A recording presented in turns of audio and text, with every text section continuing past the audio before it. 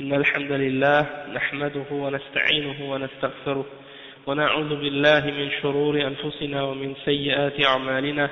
من يهده الله فلا مضل له ومن يضلل فلا هادي له، وأشهد أن لا إله إلا الله وحده لا شريك له، وأشهد أن محمدا عبده ورسوله. يا أيها الذين آمنوا اتقوا الله حق تقاته ولا تموتن إلا وأنتم مسلمون. يا أيها الناس اتقوا ربكم الذي خلقكم من نفس واحدة وخلق منها زوجها وبث منهما رجالا كثيرا ونساء، واتقوا الله الذي تساءلون به والأرحام إن الله كان عليكم رقيبا. يا أيها الذين آمنوا اتقوا الله وقولوا قولا سديدا يصلح لكم أعمالكم ويغفر لكم ذنوبكم، ومن يطع الله ورسوله فقد فاز فوزا عظيما.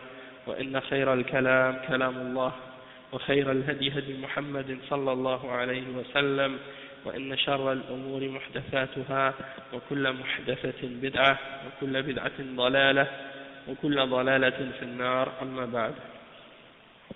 Donc aujourd'hui on commence le cours 24 dans l'explication de les 40 hadiths de l'imam al-Nawawi, al-Arba'un al-Nawawiyya, et on est arrivé aujourd'hui au hadith 13, al-hadith al-Thalith al-hadith al-Thalith عشر عن أبي حمزة أنس بن مالك خادم رسول الله صلى الله عليه وسلم، خادم النبي صلى الله عليه وسلم رضي الله عنه، عن النبي صلى الله عليه وسلم قال: لا يؤمن أحدكم حتى يحب لأخيه ما يحب لنفسه.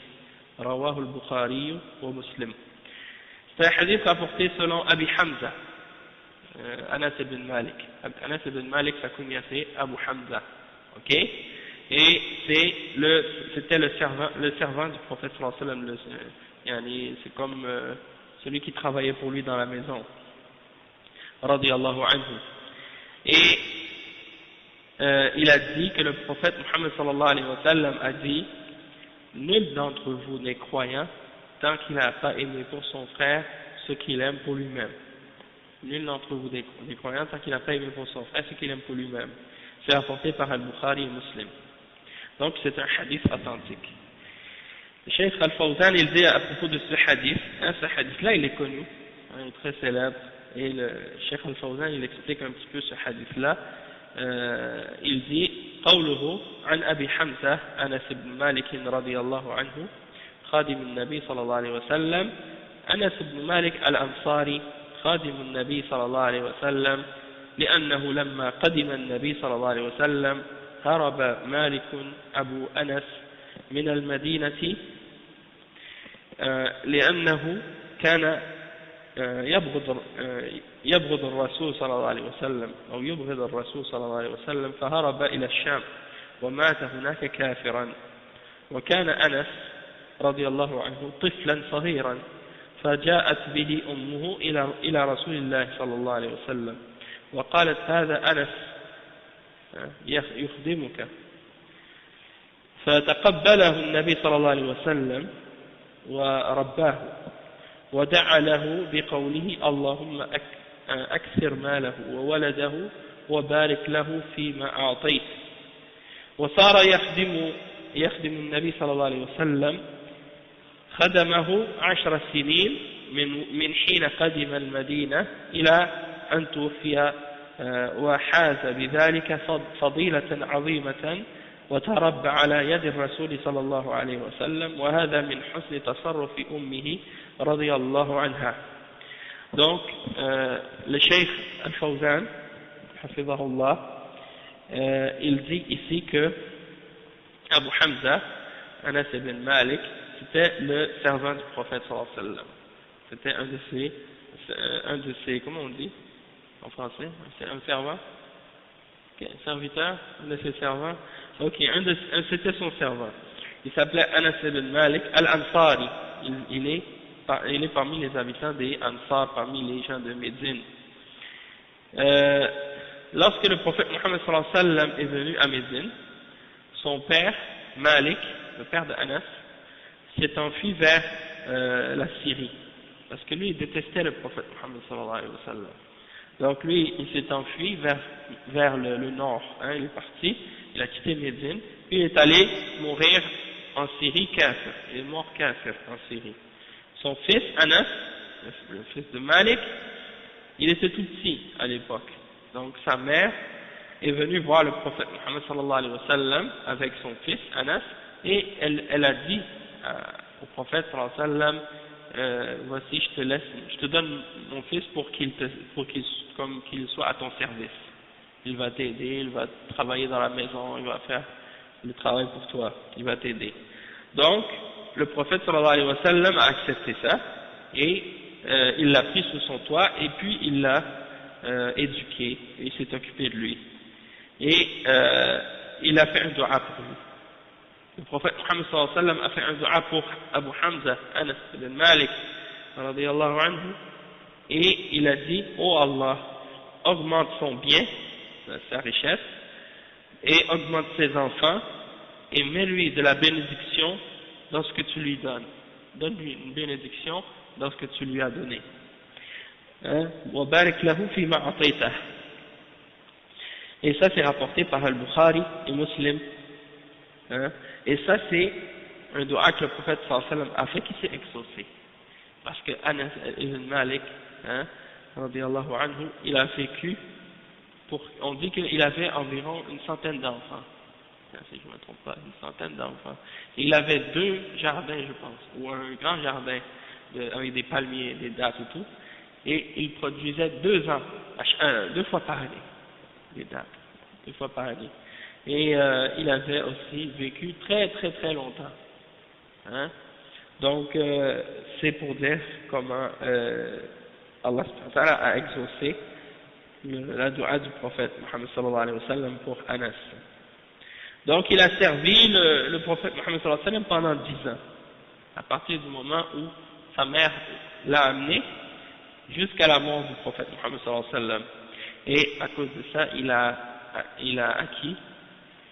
obtenu, disons, un grand mérite, à cause de ça, du fait qu'il a été éduqué par la main du prophète Mohammed sallallahu alayhi wa sallam. Et ça fait partie des bonnes décisions que sa mère a prises, du fait qu'elle a pris une décision vraiment sage et bonne de présenter au prophète sallallahu alayhi wa sallam son fils pour qu'il soit justement éduqué par le prophète sallallahu alayhi wa sallam. Et ça c'est un exemple en même temps pour les mères qui sont intelligentes, machallah, qui sont veuves parfois même, et elles sont toutes seules à élever des enfants. Il y a beaucoup d'exemples comme ça parmi même des grands ulama de l'islam, lorsqu'elles ont eu des enfants, comme par exemple la mère de l'imam Ahmad ibn Hanbal. Son père était mort quand il était petit, et bien sa mère elle l'a amené chez les ulama, puis pour qu'il apprenne des ulama l'islam, et les hadiths, et l'ilm. Donc il y a beaucoup d'autres exemples comme ça, des femmes qui ont amené leurs enfants chez les ulama pour que leurs enfants apprennent, et ils sont devenus des grands ulama par la suite. Donc c'est très important que la mère et le père aussi veillent à une bonne éducation de ses enfants, qu'elle amène ses enfants vers des gens qui vont donner une bonne éducation, et de faire en sorte que tu vérifies chez qui aussi tu les amènes, pas n'importe qui. C'est pas juste tu veux que tes enfants apprennent le Coran, tu vas les mettre chez n'importe qui enseigne le Coran, tu vérifies, tu fais attention, tu prends pas n'importe qui. Donc il y a beaucoup de leçons qu'on pourrait tirer de ça, juste par exemple les gens qui ont des enfants qui les amènent ici, au Canada ou bien en pays occidentaux, soi-disant pour venir faire des études. Et puis à la fin ils perdent les bonnes manières de l'islam, le bon comportement de l'islam, ils perdent même parfois la aqidah, la foi islamique et tout. Donc qu'est-ce qu'il faut faire? Il faut faire attention à ça, et puis avant de les envoyer dans ces pays de kufr pour apprendre d'autres choses que l'islam, eh ben de les envoyer apprendre leur islam chez les ulama ou dans des bonnes écoles islamiques ou des choses de ce genre. Ça c'est la meilleure chose que quelqu'un peut faire pour ses enfants. Après le cheikh il dit wa qawluhu la yu'minu ahadukum أي لا يكمل إيمانه، وليس معناه نفي أصل الإيمان، حتى يحب لأخيه يعني ما يحب لنفسه، يعني من لم يحب لأخيه ما يحب لنفسه يكون إيمانه ناقصا.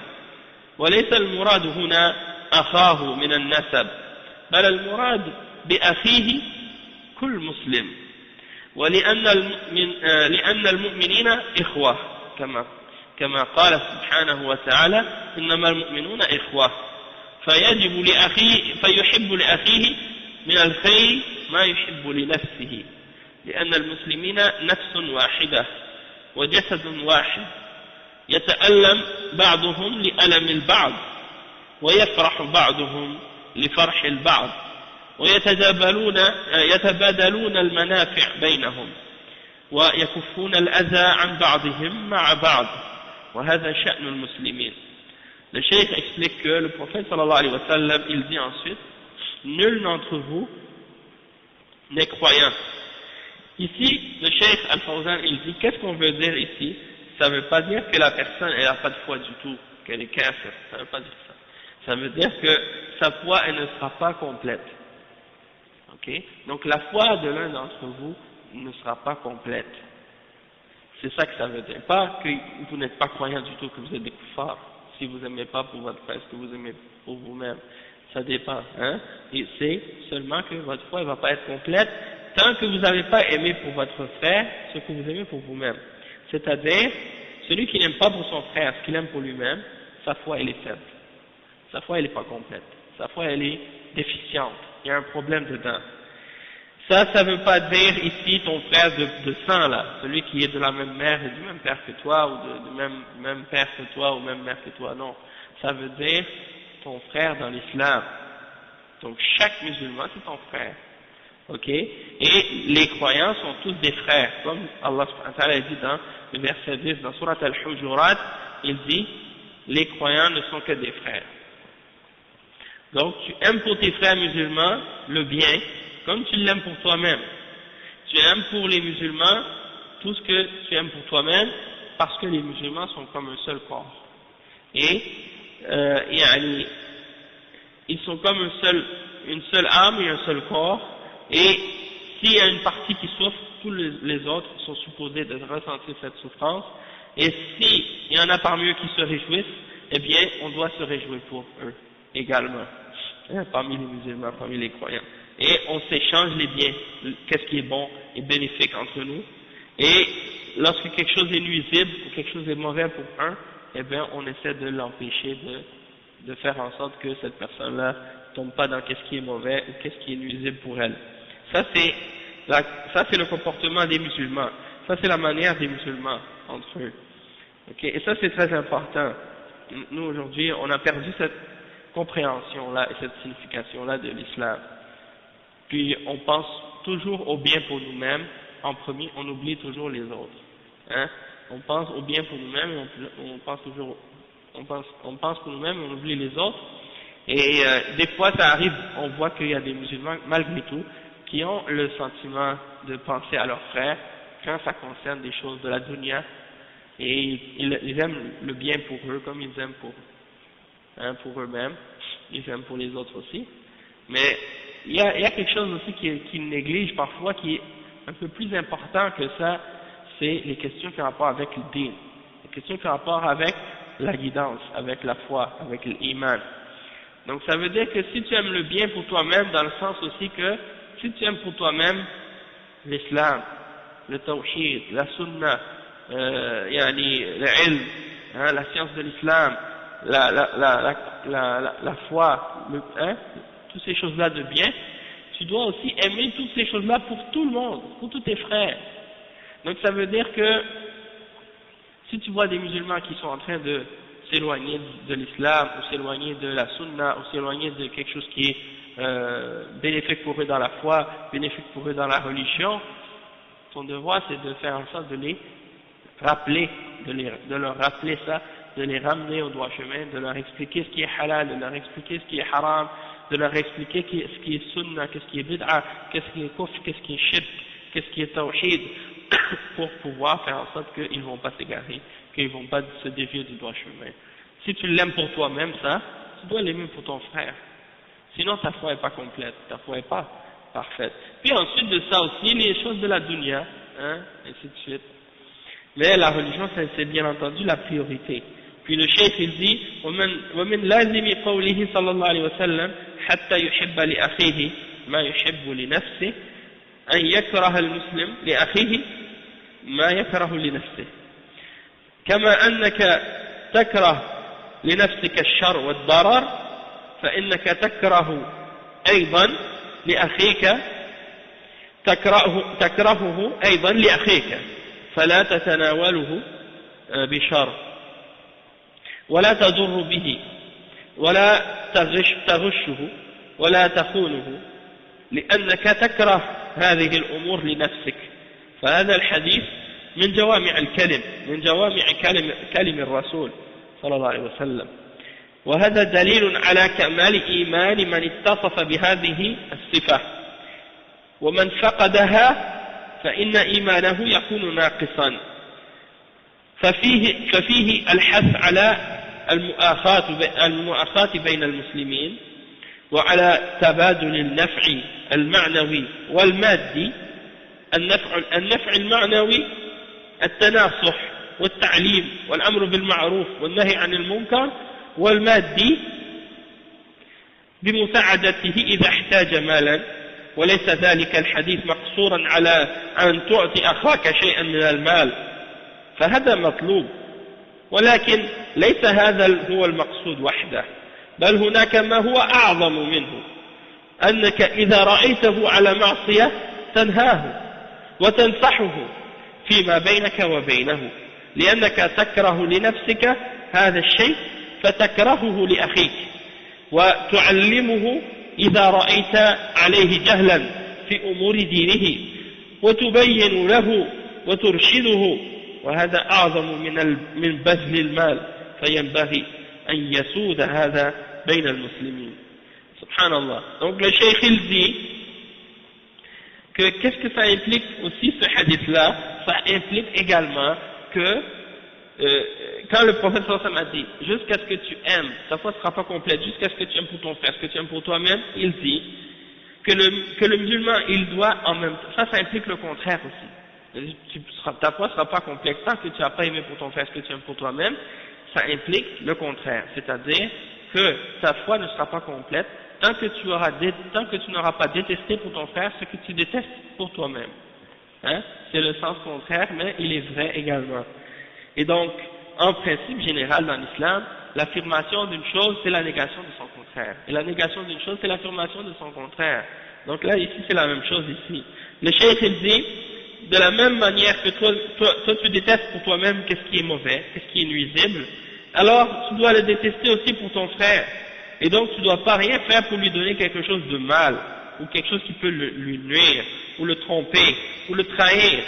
Donc tu détestes ça pour toi-même. Tu détestes que quelqu'un te trahisse, tu détestes que quelqu'un te mente, tu détestes que quelqu'un te vole ou te fasse quelque chose de mal. Donc tu dois le détester aussi pour les autres. Tu dois le détester pour tes frères et pour tes sœurs aussi, hein, pour tous les musulmans. Donc, pourquoi? Parce que tu détestes ces choses-là pour toi-même aussi. Donc dans ce hadith, on peut voir que il y a ce qu'on appelle jawami' al-kalim. Le prophète sallallahu alayhi wa sallam, il utilisait peu de mots pour dire beaucoup de choses. C'est ça que ça veut dire. Jawami', ça veut dire quelque chose qui rassemble, qui réunit. Hein. Al-kalim, c'est le pluriel de kalima, c'est-à-dire la parole. Donc jawami' al-kalim, des paroles qui sont concentrées, qui sont en peu de mots, mais qui ont beaucoup de sens. Ok? Donc ça fait partie des miracles du prophète sallallahu alayhi wa sallam et des choses qu'il a reçues d'Allah subhanahu wa ta'ala qu'il parle de cette manière-là. Et donc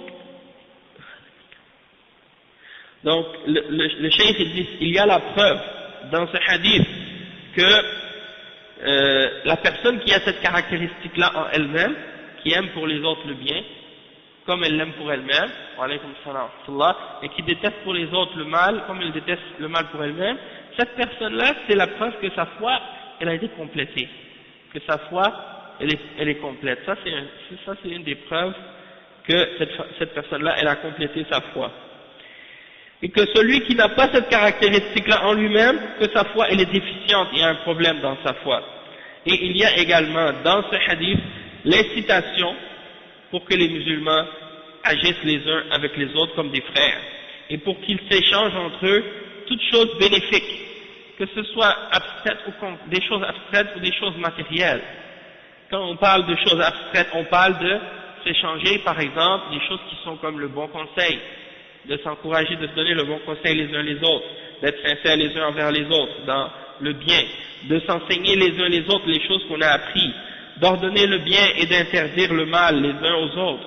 Et quand on parle de qu'est-ce qui est bénéfique et de s'échanger qu'est-ce qui est bon entre nous dans les choses matérielles, eh bien on peut aussi parler de, par exemple, le fait de s'aider lorsque quelqu'un a besoin d'argent.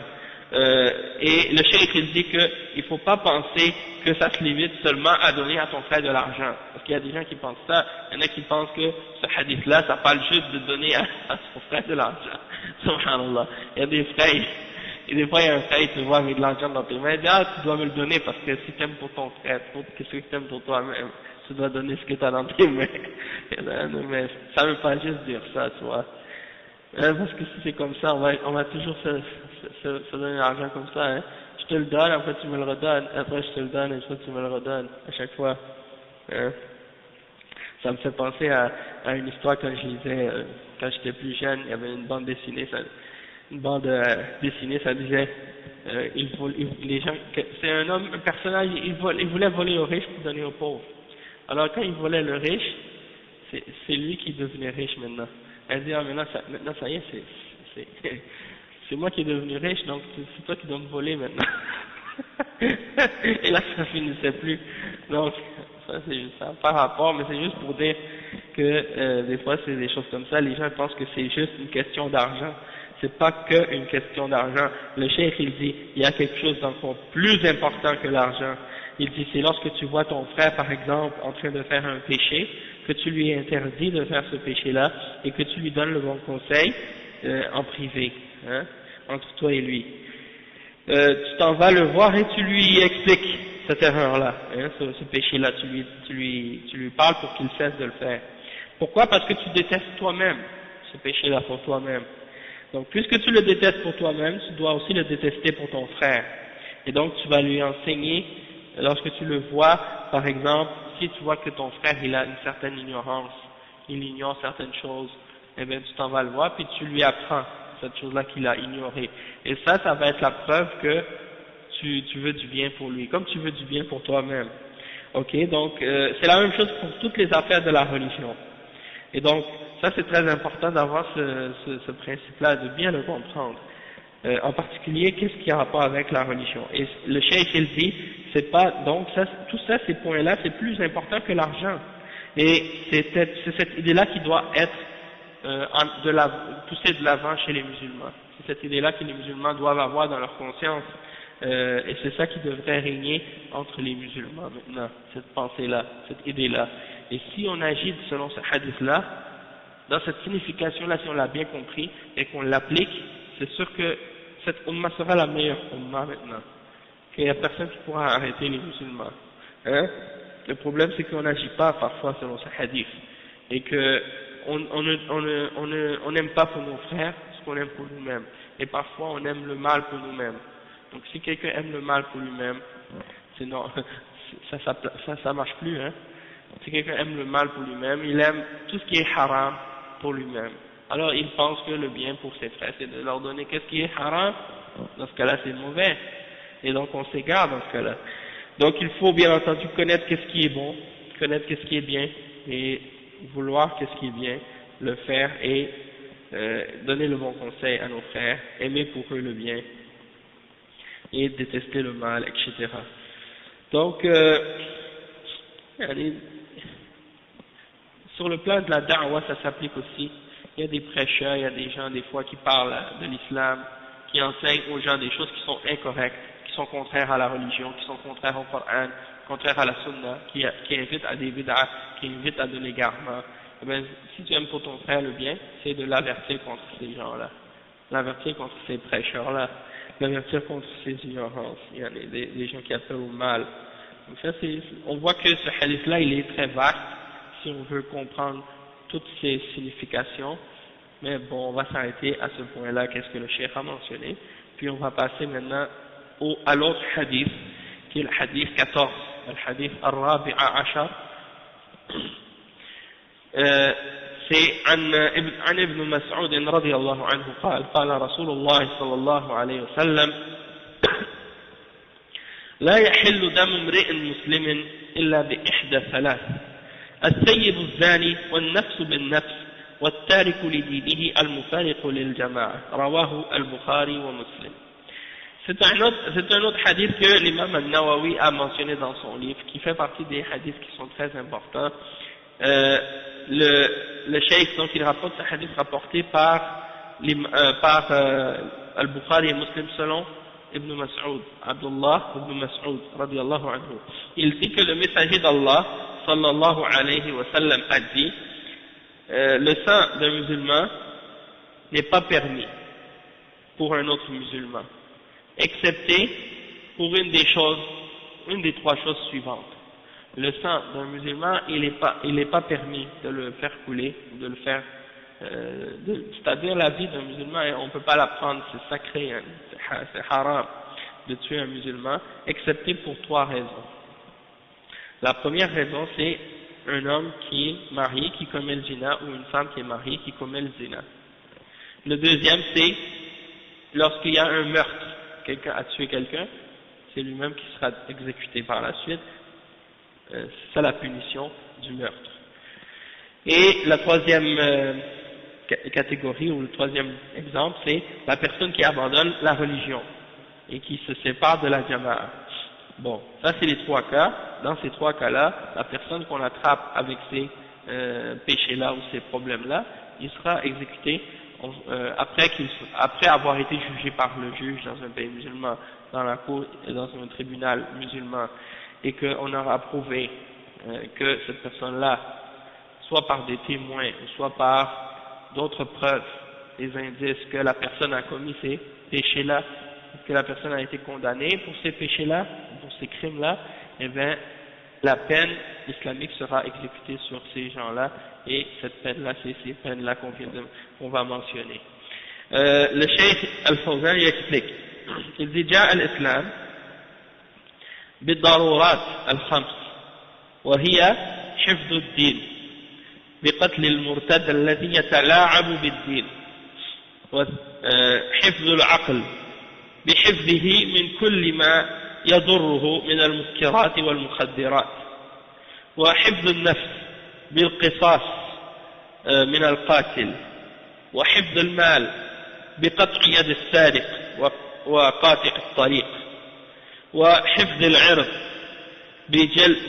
بجلد القاذف الذي يقذف المسلم بالزنا أو فعل الفاحشة فإنه يجلد 80 جلدة إلا أن يأتي ب4 شهود يثبتون ما يقول وإلا فإنه يجلد وهذا حفظ لأعراض المسلمين وفيه حفظ النسل لأن الزنا يخلط الأنساب ويسبب الأمراض ويذهب بالحياء فخطره عظيم.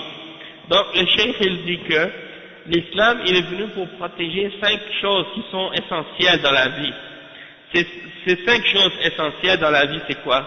La première c'est la religion, la deuxième c'est la raison, la troisième c'est la vie, la troisième c'est les biens et la quatrième c'est l'honneur. La cinquième c'est l'honneur. D'accord? C'est quoi? La religion, la raison, la vie, les biens, l'honneur.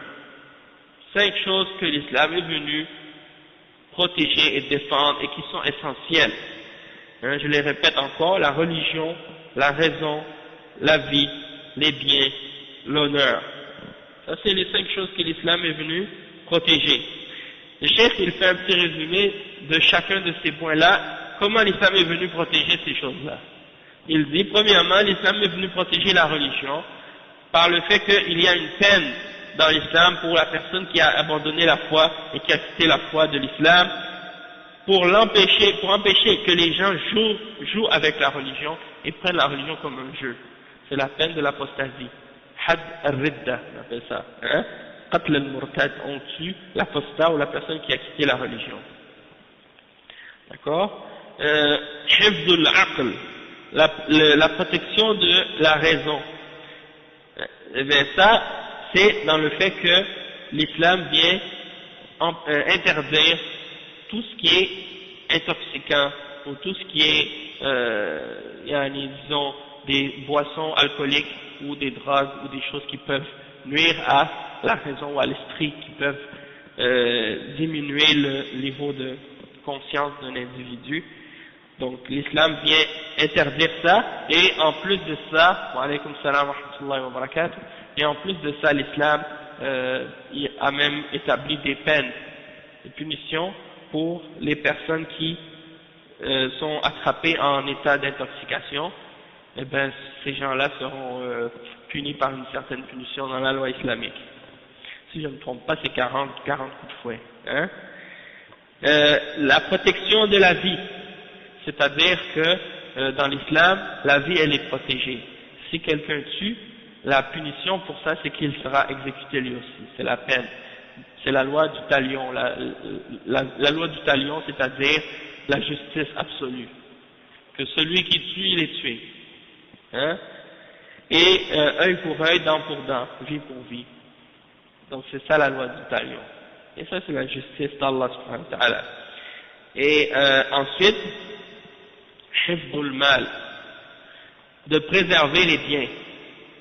De préserver les biens, c'est-à-dire que l'islam est venu préserver les biens contre les gens qui veulent voler les biens, contre les voleurs et les brigands, les hors-la-loi, qui volent soit dans les magasins, les maisons ou autres, ou bien sur la route, qui font des cambriolages ou des choses comme ça, des hold-up ou des trucs comme tout ce qui a rapport avec le vol. Eh bien, la peine c'est couper la main du voleur, hein, ça c'est pour protéger les biens des hommes. Et il y a un autre exemple aussi, c'est la protection de l'honneur, que l'islam est venu protéger, l'honneur. Hein? Parce que dans l'islam, l'honneur, elle est très importante, très grande et respectée. Dans l'islam, dans un pays musulman, si quelqu'un t'insulte, tu as le droit de l'amener en cour. Si quelqu'un atteint ton honneur, tu as le droit de l'amener en cour pour demander que ce soit réparé. Ici n'importe qui peut insulter n'importe qui. Hein? Ça fait rien. Ouais, n'importe comment dans les maisons. Bon, si ça arrive à un niveau, certain niveau ici, bon, peut-être ils vont faire quelque chose, atteinte à je sais pas quoi là, à l'intégrité ou des choses comme ça, mais sinon, la plupart des gens insultent les gens s'insultent, se disent n'importe quelle bêtise dans la rue, personne n'a de respect. Dans l'islam, si quelqu'un insulte quelqu'un dans la rue ou n'importe où, il a le droit de l'amener en cour et de demander son droit. Hein? C'est très important l'honneur dans l'islam. Et le cheikh il donne des exemples aussi, il dit que l'honneur dans l'islam il est protégé du fait que la personne qui accuse un autre d'avoir commis l'adultère ou d'avoir commis une autre fahisha, comme l'homosexualité ou autre, et qui n'a pas produit 4 témoins, il sera fouetté, 80 coups de fouet. Hein? Donc si quelqu'un il accuse une fille, elle fait le zina. C'est déjà arrivé même à Montréal. Quelqu'un qui accusait une fille comme ça, subhanallah. Il y a quelqu'un qui était venu à la mosquée, dans Arqam, je me rappelle, il a écrit une lettre, il a mis ça dans la boîte de sadaqa. Et puis sur la lettre, c'était écrit toute une histoire sur une fille, soi-disant, elle fait le zina, elle fait ci, elle fait ça. Après, cette personne qui a écrit la lettre, elle est venue me voir après, il me dit, je m'excuse de la lettre que j'avais mis dans la boîte, je me suis renseigné, la personne qui a écrit ça, elle a dit que finalement, elle s'était trompée, c'était pas elle. Tu vois? Donc, tu propages ces idées-là et ces paroles-là sur les gens, après tu dis, je m'excuse, c'est pas elle, t'as gâché toute sa réputation, t'as sali son honneur, ça c'est grave. Donc dans l'islam, si quelqu'un il répand des faussetés sur quelqu'un, surtout des questions qui ont rapport avec zina, qui ont rapport avec autres fawahish comme ça, et qui n'a pas des preuves, il doit recevoir des coups de fouet. Il doit recevoir 80 coups de fouet. Ça c'est dans la charia. Même s'il l'a vu, qu'il n'a pas 4 témoins, il ne doit pas en parler, il ne doit pas dire ça. Hein? Il faut qu'il y ait 4 témoins. S'il n'y a pas 4 témoins, il va prendre les coups de fouet. Hein? Donc c'est grave. Et c'est pas juste qu'il l'a vu là, juste comme, hein? S'il a vu un homme avec une femme tout seul, dans un coin, ça c'est pas une preuve pour qu'il dise, je les ai vus faire le zina. Non. Ou même il les a vus sortir d'une chambre, ou d'une maison, et qu'ils sont pas mariés. C'est pas une preuve qu'ils ont fait le zina. Il faut qu'ils les ont vus faire l'acte, explicitement. Sinon il peut pas le dire comme ça. Hein? Donc il faut faire attention de qu'est-ce que les gens racontent et de qu'est-ce que les gens disent. Hein? Et l'honneur des gens c'est très important. C'est sacré. Donc, ça c'est pour cette chose-là. Ça c'est dans le but de protéger l'honneur des musulmans et de protéger aussi les liens de parenté. Parce que le zina, qu'est-ce que ça a comme conséquence? C'est que ça mélange les liens de parenté, ça mélange les familles d'une façon désordonnée. Et ça cause des maladies aussi, on le sait. Il y a des gens qui n'aiment pas ça qu'on dise ça, ils disent ah mais non, oui ça c'est quand les gens font le zina, ils font n'importe quoi, ça cause des maladies, mais eux ils veulent pas admettre ça, et ça non des maladies transmises sexuellement, les gens font le zina, ils attrapent toutes sortes de maladies, hein, et aussi ça enlève la pudeur que la personne a dans son cœur. Ça lui fait partir cette pudeur, cette haya, cette timidité, ils deviennent pervers. Donc il y a beaucoup de danger, il y a beaucoup de mal dans ces choses-là. Maintenant le cheikh il explique, il dit فهذه ضرورات جاء الإسلام بحفظها ولهذا قال صلى الله عليه وسلم هذا الحديث لا يحل دم امرئ مسلم فمن شهد أن لا إله إلا الله وأن محمدا رسول الله فدخل في الإسلام فإنه دخل في الإسلام وحرم دمه وماله كما قال صلى الله عليه وسلم أمرت أن أقاتل الناس حتى يشهدوا أن لا إله إلا الله وأن محمدا رسول الله ويقيموا الصلاة ويؤتوا الزكاة فإذا فعلوا ذلك عصموا مني دماءهم وأموالهم إلا بحق الإسلام وحسابهم على الله فمن أظهر الإسلام قبلناه واحترمنا دمه وعرضه وماله وصار أخا لنا فلا يجوز التعدي عليه إلا إذا ارتكب أحد 3 أمور فإنه يحل دمه ولو كان مسلما حفظا للضرورات وهذه الأمور هي. Donc le Cheikh Al-Fawzan il dit ces 5 choses essentielles que l'islam est venu protéger, on les a énumérées tout à l'heure, on va les répéter encore. C'est premièrement l'islam, la religion, parce que c'est la plus importante, ensuite la raison, ensuite la vie, ensuite les biens, ensuite l'honneur. Donc c'est 5 choses que l'islam est venu protéger et garder, préserver, ces choses-là, et c'est pour ça que le prophète sallallahu alayhi wa sallam il dit le sang du musulman il n'est pas permis de le faire couler. Celui qui a dit la ilaha illallah Muhammadur Rasulullah, alors il est entré dans l'islam, et à partir de ce moment-là son sang, ses biens et son honneur deviennent haram, deviennent sacrés. À partir de ce moment-là son sang, ses biens, son honneur deviennent sacrés. C'est bien, c'est sa richesse. Hein? Et le prophète sallallahu alayhi wa sallam a dit, il donne l'exemple, la preuve de ça, le prophète sallallahu alayhi wa sallam a dit, on m'a ordonné de combattre les hommes, on m'a ordonné de combattre les hommes, jusqu'à ce qu'ils témoignent que rien ne mérite d'être adoré excepté Allah, et que Muhammad est son messager, et qu'ils établissent la salat et qu'ils donnent la zakat, et une fois qu'ils auront fait ça, ils seront protégés contre moi dans leurs biens et dans leur personne et dans leur sang et dans leurs biens, excepté pour un des droits de l'islam, et leur jugement appartient à Allah subhanahu wa ta'ala, c'est Allah qui va les juger pour le reste. Donc celui qui montre ouvertement qu'il est musulman, on l'accepte et on respecte son sang, on respecte ses biens et son honneur, et il devient notre frère. Et il n'est pas permis pour nous de transgresser vis-à-vis de lui, excepté pour celui d'entre les musulmans qui commet une des trois choses qu'on va mentionner. C'est-à-dire, on va les mentionner, c'est la première, on a dit le meurtre, le deuxième c'est le zina, et le troisième c'est azidda. C'est les trois choses. Donc il n'est pas permis de tuer un musulman ou qu'un musulman soit tué, excepté pour préserver ces nécessités-là, ces choses essentielles qu'on a mentionnées, les 5 points tout à l'heure. Et parmi ces 5 points-là, ou ces 5 choses-là, il y a les suivantes.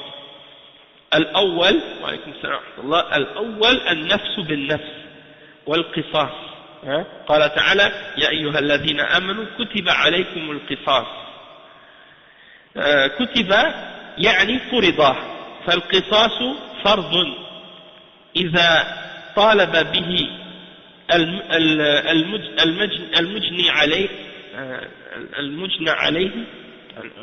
عليه أو وليه، يجب عليه ويجب على ولي الأمر أن ينفذ القصاص حفظا للدماء. قال تعالى ولكم في القصاص حياة يا أولي الألباب لعلكم تتقون.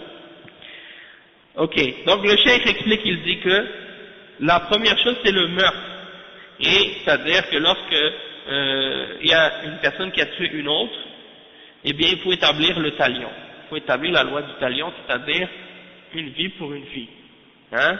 Et Allah subhanahu wa ta'ala dit dans Surat Al-Baqarah, le verset 187, il dit وَلَكُمْ فِي الْقِصَاصِ حَيَاةٌ. Oh, pardon, ça c'est un autre verset. Le verset dont je parle c'est كُتِبَ يَا أَيُّهَا الَّذِينَ آمَنُوا كُتِبَ عَلَيْكُمُ الْقِصَاص. Oh, vous qui avez cru, on vous a prescrit le talion, la loi du talion. C'est-à-dire, on vous a rendu obligatoire d'appliquer cette loi-là et cette règle. C'est-à-dire que si la personne, c'est-à-dire la victime ou bien les descendants de la victime, les héritiers de la victime, hein, la famille de la victime, demandent que le sang de cette personne-là soit vengé, ou que, c'est-à-dire que lorsque quelqu'un s'est fait tuer, ses héritiers sont ceux qui vont être responsables. C'est-à-dire que c'est eux qui vont demander par rapport au criminel, par rapport à celui qui a fait le meurtre. Wa alaykum salam, Muhammad. Comment ça va, akhi? Alhamdulillah, Inch'Allah. Parfait, akhi, barakallahu fik. Et Inch'Allah, il est revenu, notre frère. Bon, donc, si par exemple, quelqu'un a été tué, donc sa famille, c'est eux qui sont responsables par la suite, ils ont le choix. Soit qu'ils peuvent exiger que cette personne qui a commis le crime, elle soit punie et qu'elle soit exécutée. Et ils ont aussi un autre choix, c'est de l'excuser. Ils ont le choix de l'excuser dans l'islam. Donc ça veut dire que si quelqu'un il a tué ton frère ou ton père ou quelqu'un et que ils l'ont attrapé, après toi, tu as le choix. Tu peux dire oui, je veux qu'on l'exécute, ou bien tu peux aussi dire non, je le laisse, je le pardonne et l'excuser, et qu'il ne sera pas exécuté. Hein? Ça dépend. Les ulama ils ont dit ça dépend. Dans certains cas, c'est mieux de l'excuser. Dans certains cas, c'est mieux qu'on applique la punition sur lui. Et Cheikh Al-Fawzan, Cheikh Ibn Uthaymin, il expliquait ça justement dans un sharh qu'il a fait. Allah subhanahu wa ta'ala, il dit فَمَنْ عَفَا وَأَصْلَحَ فَأَجْرُهُ عَلَى اللَّهِ. Et le chef expliquait que par rapport à ça, c'est que si dans le fait que tu vas l'excuser, la personne va se réformer, qu'elle va se corriger, puis qu'elle va devenir meilleure, dans ce cas-là, c'est mieux de l'excuser. Si c'est une personne qui l'a fait une fois, elle a fait ça par accident, elle a du regret, du remords, elle a honte de ce qu'elle a fait, et puis elle s'est repentie, cette personne-là, tu l'excuses. Si la personne, c'est une personne qui est négligente, une personne qui est insouciante, indifférente, qui s'en fout, qui le fait plusieurs fois, ou bien qui l'a déjà fait, ou bien qui vit dans le crime, ou les choses mauvaises, cette personne-là, c'est mieux de faire que la punition soit appliquée sur elle, pour éviter qu'elle le refasse encore. Hein? C'est ça qu'il expliquait le chef. Et parce qu'il y a des gens comme ça, c'est ça qu'ils font. Ils font des choses, et ils le répètent à chaque fois, et ces gens-là, si tu leur fais, si tu as pitié d'eux et que tu les excuses, ils vont ressortir, ils vont le refaire encore à chaque fois. Et là, dans ce cas-là, tu leur as pas fait du bien en les excusant. Hein? Donc ça, c'est un point à ce sujet-là. Et donc, le cheikh, il dit, donc, on a établi le qisas. Et dans ce cas-là, du moment que les responsables, les awliya, ceux qui sont les proches du défunt, de la victime, du moment qu'ils ont exigé l'application de la peine sur lui, alors dans ce cas-là, le dirigeant doit faire appliquer la peine sur ce criminel et le faire exécuter. D'accord? Et donc, ça c'est dans le but de préserver le sang. Hein, et Allah subhanahu wa ta'ala dit justement dans le verset 179 de Surat Al-Baqarah وَلَكُمْ فِي الْقِصَاصِ حَيَاةٌ يَا أُولِي الْأَلْبَابِ لَعَلَّكُمْ تَتَّقُونَ. Et il y a dans l'application du talion, il y a une vie pour vous, oh vous qui avez la raison, vous qui avez la tête, dans le but que vous puissiez atteindre la taqwa, la crainte d'Allah subhanahu wa ta'ala. Et donc, ça c'est pour faire comprendre en fait que dans Al-Qisas, il y a la vie. Pourquoi? Parce que le fait d'appliquer la loi du talion, c'est ça qui va faire en sorte que la vie sera préservée et protégée.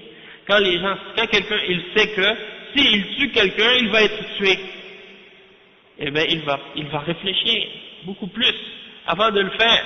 Tandis que si tu lui dis mais si tu fais le crime, tu vas aller en prison pendant quelques années, après tu vas sortir. Non, pour le meurtre c'est pas 4 témoins. Il faut des témoins, mais c'est pas nécessaire que ce soit 4. Non, c'est pas la même chose. Ok? Mais bien sûr, il faut qu'il y ait des témoins. Si c'est un meurtre qui s'est produit en présence de témoins, il faut qu'il y ait des témoins. S'il n'y a pas de témoins, mais qu'il y a des indices qui peuvent nous montrer que cette personne c'est elle qui a fait tel crime, alors là, avec les indices, on va établir la preuve contre ce criminel-là. Hein? Ensuite, le cheikh il dit فإذا ترك القصاص سفكت الدماء. Donc c'est ça, s'il n'y a pas de punition qui va être appliquée, de peine qui va être appliquée contre le meurtre, et qu'on laissait tout le monde faire tuer qui il veut, et qu'on n'appliquait pas de peine sur les gens, tout le monde pourrait faire des meurtres, tout le monde tuerait tout le monde, et personne n'aurait peur d'eux. Ce serait comme la loi de la jungle. Hein? Le plus fort, c'est lui qui prend les plus faibles, qui tue qui il veut. Et c'est pas comme ça la bonne voie. Donc, qu'est-ce qu'il dit le cheikh? Ensuite, il dit فإذا ترك القصاص سفكت الدماء وانتشر الخوف والرعب في المجتمع. أما إذا قتلت نفس واحدة ظالمة ارتدع الجميع وأمن المجتمع وحقنت الدماء، وهذا لا يكون إلا في الإسلام. أما أنظمة الكفر والأنظمة البشرية فإنها تمنع القتل وتحمي الظالم والمعتدي وتساعده وترحم المجني عليه ولا ترحم المجنى عليه أو المجني عليه، ولا ترحم المجتمع وإنما ترحم الظالم المعتدي وتحميه غاية ما يعملون معه أنهم يحكمون عليه بالسجن 500 سنة أو 400 سنة أو مدة حياة ثم يعفون عنه ويخرجونه. فهم يشيعون فقط أنهم حكموا عليه بهذا الحكم، أما التنفيذ فليس هناك تنفيذ، ولو نفذ أو ولو نفذ فإنه لا يكفي، بل لا بد من الحسم والقصاص منه بقتله، وهذا رحمة من الله سبحانه وتعالى. Qu'est-ce qu'il dit le cheikh? Subhanallah, il dit que si on abandonnait le qisas, le sang coulerait et la crainte et la peur seraient répandues dans la société, parce que chaque fois il y aurait des meurtres et personne ne serait puni. Hein, c'est souvent ça qui arrive dans les villes où il y a beaucoup de crimes, il n'y a pas de loi, il n'y a pas d'autorité. Hein. Il y a des endroits comme ça, je me rappelle même, il y a des endroits où il n'y a pas disons, l'État il n'est pas fort, il n'y a pas de police, et c'est chacun qui fait sa loi. Chacun il a son arme, et c'est lui qui fait ce qu'il veut. Hein. Et le plus fort, c'est lui qui tue les gens. Donc les gens, ils ne sont pas en sécurité quand ils sortent dehors, ils ont peur, hein, ils craignent pour leur vie, ils craignent pour leur bien. Ça va, Mohamed? T'as tardé, Akhi? T'étais dans le fin fond de la France, là, ça y est. Hein? T'es revenu, masha'Allah, barakallahu fik. Alhamdulillah, ahlan wa sahlan. Masha'Allah. Ça va? Alhamdulillah. Donc, on continue, Inch'Allah, le cheikh, il dit, donc il dit, par contre, si la personne qui a fait le mal et qui a fait l'injustice, elle est exécutée, alors là, tout le monde a peur dans la société, tout le monde va savoir qu'il y a une discipline, il y a une règle, il y a une loi, il y a un ordre. Tout le monde va se mettre à sa place et tout le monde va être dans les limites, hein, et là, le sang va être préservé. Hein, ça va faire diminuer le crime. Et ça, il n'y a ça que dans l'islam. Hein. Tandis que dans les systèmes de kufr, et dans les systèmes faits par l'homme, fabriqués par l'homme, eh bien, tu vois que c'est le contraire. Ils défendent, ils protègent le crime et le meurtre. Hein. Allah al-Musta'an. Ils protègent le crime et le meurtre. Hein, et ils l'encouragent et ils l'aident. Et la société, ils n'ont pas de miséricorde pour la société, ils n'ont pas de miséricorde pour la victime et pour ceux qui ont été victimes de ce meurtre. Ils ont la miséricorde seulement pour le criminel et le meurtrier. Ils disent, ah non, il faut pas le tuer parce que c'est pas correct, c'est pas humain de faire ça, hein, c'est pas humain, c'est sauvage, il faut pas le tuer. Et puis si on le tue, ben c'est comme si on faisait la même chose que lui, hein, il faut pas faire ça. Il y en a qui disent aussi que il faut protéger les criminels en prison. Subhanallah, ils les mettent en prison, le chef il dit ils les mettent en prison, il lui donne une peine à la cour, le juge il dit bon, prison pour 500 ans, ou prison pour 400 ans. Il va jamais rester 500 ans parce que tout le monde meurt. Hein, même si on arrive à 100 ans, c'est beaucoup. Hein? Donc, donner une peine de 500 ans, quoi ça sert? Ou bien la peine à vie. Et puis après, ils vont voir son comportement en prison, peut-être après 15 ans. Bon, 6 mois c'est exagéré, mais 6 mois, ouais, pas des meurtriers, ça dépend de quel crime. Mais en tout cas, pour des meurtres, il y en a, tu vois qu'il y en a qui sont restés, ça dépend, des fois 10 ans, des fois, hein. Donc ça dépend des nombres d'années, mais s'ils ont un bon comportement en prison, ils ont un bon dossier, ils sortent, ils disent bon ça y est, il a payé sa dette envers la société, et il s'est réformé en prison, il a changé, tout. Et là ils sortent et ils continuent. Donc c'est pour montrer, hein, que pour eux, la vie du criminel, ils ont plus de miséricorde pour la vie du criminel que pour la vie de la victime. Et c'est ça que le cheikh il essaie de faire comprendre ici. Et la plupart des gens qui n'ont pas jamais eu de victimes dans leur famille, qui ont été exécutés, qui ont été tués dans la rue par un tueur ou quelqu'un meurtrier, ils comprennent pas toujours ça, cette réalité-là, parce que ça leur est pas arrivé. Mais le jour que ça va leur arriver, que quelqu'un va se faire tuer dans leur famille, ils vont comprendre que la seule chose qui peut éteindre ce feu-là, c'est que la personne soit exécutée. Et c'est là que tu auras la sensation réelle que la justice a été établie et que la justice a été faite. Hein? Sinon, il n'y a pas vraiment de justice. Donc c'est ça le chef, qu'est-ce qu'il dit. Et dans les pays de Kufr, il y en a maintenant ici aux États-Unis, on va parler du Canada, mais on va parler des États-Unis parce que c'est l'extrême, là-bas c'est la limite. Les prisons sont remplies. Les prisons sont toutes remplies maintenant. Hein? Et ils arrêtent les gens, subhanallah. Ouais, c'est ça. Et bon, bien entendu, il y a pour ça des taxes que les gens payent pour s'occuper des prisons. On leur donne à l'intérieur toutes sortes de conforts de luxe, hein, par rapport à il y a des gens dans des pays où des gens ont pas d'argent, ils ont même pas un dixième de qu'est-ce que ces prisonniers-là ils ont ici en prison. Les médecins, les soins, la nourriture, les repas, l'eau chaude, hein, vraiment, c'est vrai. C'est exactement, c'est comme un hôtel, mais sauf qu'ils doivent rester à l'intérieur. Mais vous savez, il y en a qui font ça pour passer l'hiver, ils n'ont pas de maison et quoi.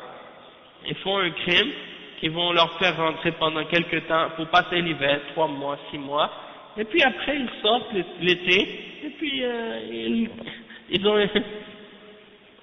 ouais, des sans-abri, des choses comme ça. Donc là-bas au moins ils ont les soins gratuits, ils ont la nourriture gratuite, hein, et tout ça c'est, soi-disant comme ils appellent les contribuables, c'est eux qui paient avec les taxes, qui dépensent de l'argent pour faire vivre ces gens-là.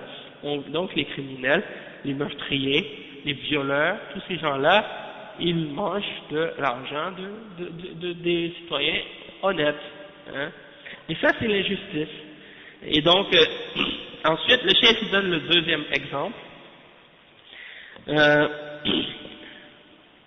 Il donne le deuxième exemple. السيب الزاني. الثاني السيب الزاني.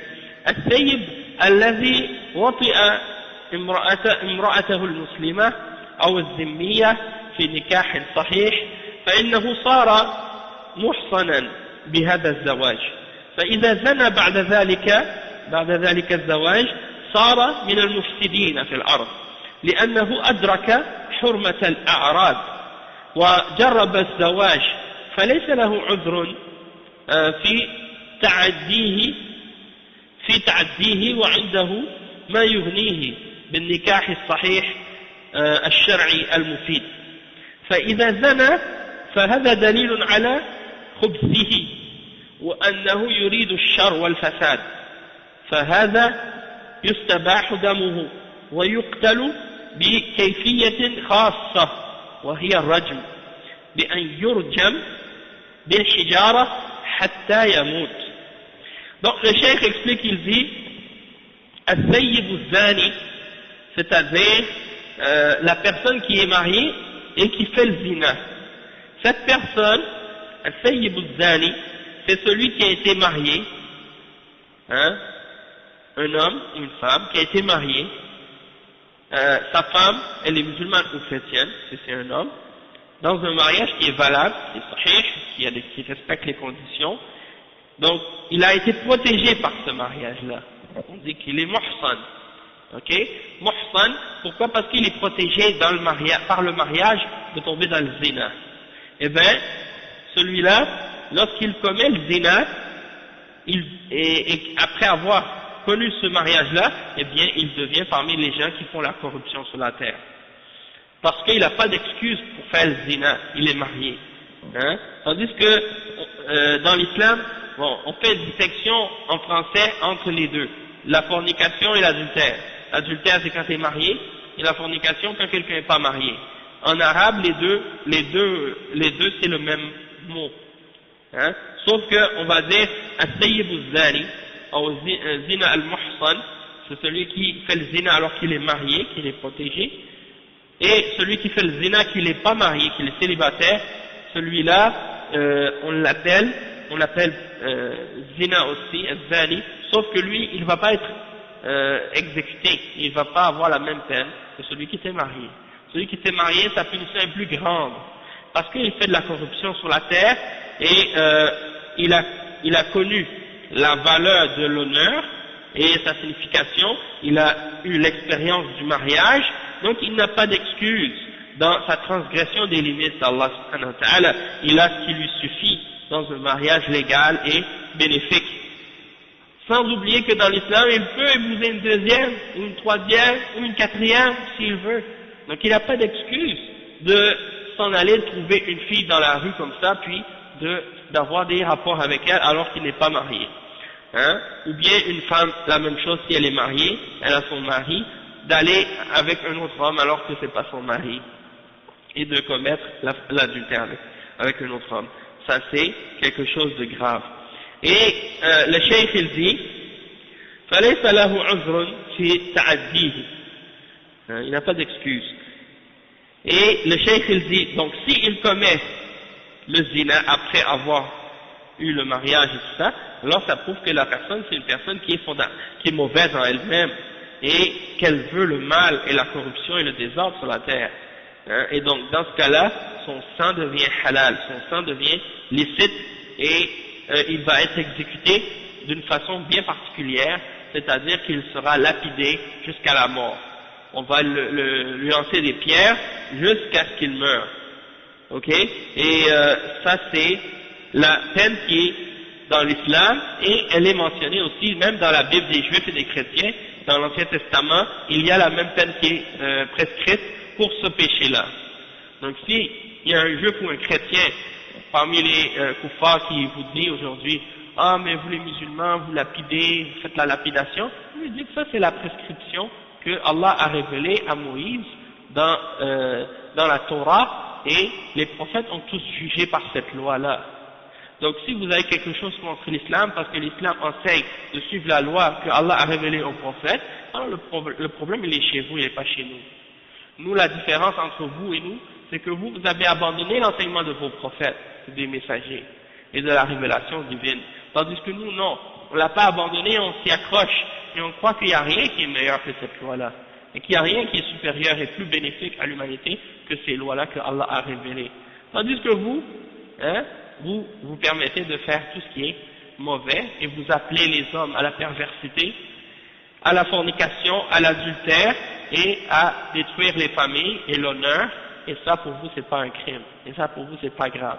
Tant que deux êtres, hommes ou femmes, sont consentants, vous leur permettez de faire ces choses-là.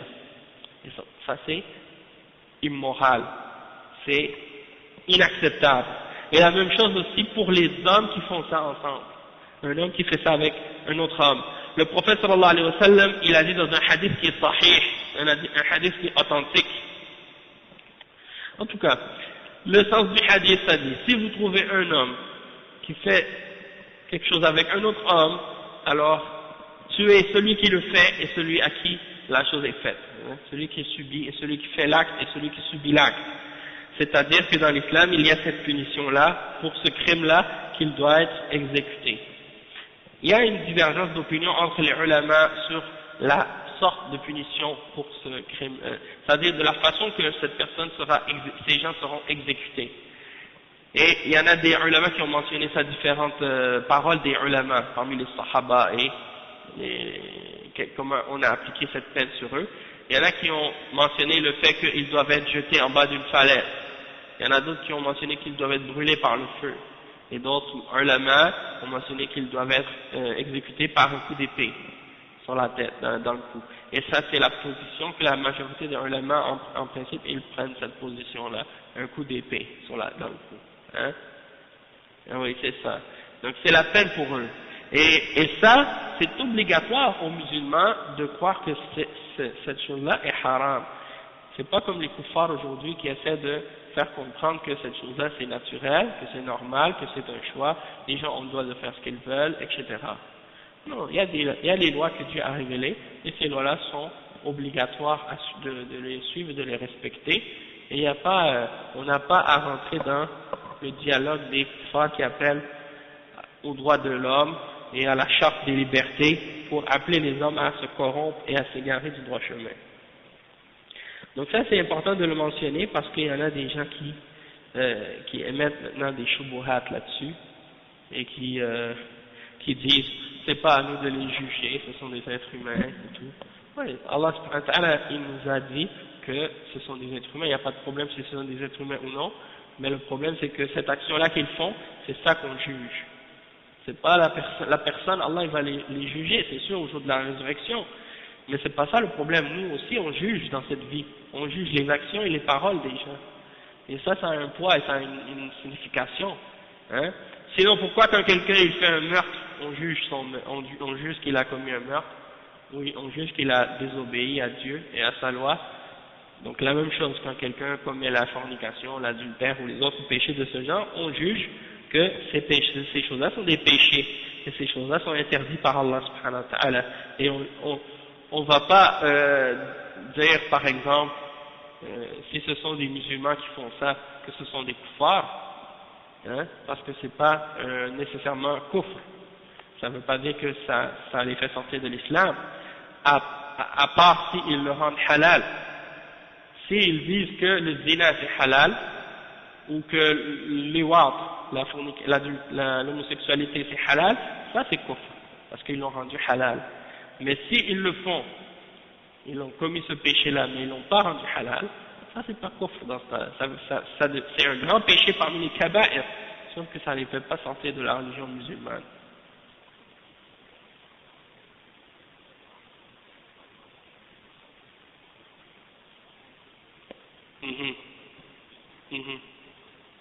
Ouais.